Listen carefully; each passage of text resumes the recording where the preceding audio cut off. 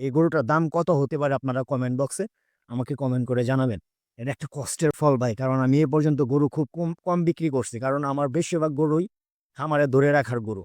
যত গরু আইছে বা যত গরু হইছে, প্রত্যেকটা গরু আমি ধরে রাখার চেষ্টা করছি। কারণ আমার খামারটা বড় করার চেষ্টা করছি। তো কিসের জন্য বড় করার উদ্দেশ্য একটাই, যেন আমাকে অন্য কিছু করতে না হয়। আমি নিজে যেন কোনো কিছু করতে পারি। আমি নিজে কোনো কিছু করে যেন মানে সফল হতে পারি। আমার চেষ্টা সবসময় এটাই ছিল।